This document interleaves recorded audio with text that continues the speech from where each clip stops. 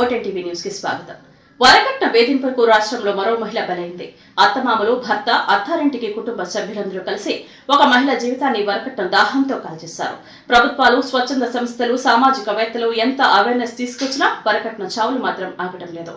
ఈ క్రమంలో ప్రకాశం జిల్లా కనిగిరి మండలం మాచవరానికి చెందిన జగన్నాథం సుజాతను అత్తవారందరూ, కుటుంబ సభ్యులందరూ కలిసి పురుగుల మందు తాగించి హత్య చేశారని కనిగిరి మండలం చంద్రశేఖరపురానికి చెందిన మృతురాలి అక్క జగన్నాథం ధనలక్ష్మి ఆరోపణలు చేశారు.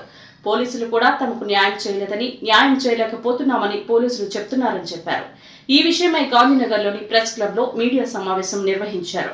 ఈ సమావేశంలో ఆమె మాట్లాడుతూ వరకట్న వేధింపులు పెట్టి పురుగుల మందు తాగించి తన చెల్లి జగన్నాథం సుజాతను అత్త, మామ, భర్తలు హత్య చేశారన్నారు. పోలీసులు కూడా కేసును తప్పుదోవ పట్టించి అన్యాయం చేస్తున్నారని, తమకు న్యాయం చేయాలని ప్రభుత్వాన్ని కోరారు. ఆడపిల్లకు అన్యాయం జరిగితే నేనున్నానంటూ భరోసా ఇచ్చిన డిప్యూటీ సీఎం పవన్ కళ్యాణ్ తమకు న్యాయం చేయాలని విజ్ఞప్తి చేశారు. తల్లి ఆదినారాయణమ్మ మాట్లాడుతూ అల్లారు ముద్దుగా పెంచుకున్న తన కూతుర్ని అత్తవారింట్లో వేధింపులకు గురిచేసి చంపేశారన్నారు. స్థానిక ఎమ్మెల్యే మనుషులు సైతం రాజీ పడమని, డబ్బులు ఇస్తామని అంటున్నారన్నారు. ఈ విషయంలో డబ్బులు అవసరం లేదని, తమకు న్యాయం జరగాలని కోరుకుంటున్నామన్నారు. సుఖంగా ఉంటుందని పెళ్లి చేసి అత్తారింటికి పంపిస్తే హత్య చేశారన్నారు. తన మనవడు ఇప్పుడు అనాథ అయ్యాడని కన్నీళ్లు పెట్టుకుని ఆవేదన చెందారు. ప్రభుత్వం తమకు న్యాయం చేయాలని కోరారు.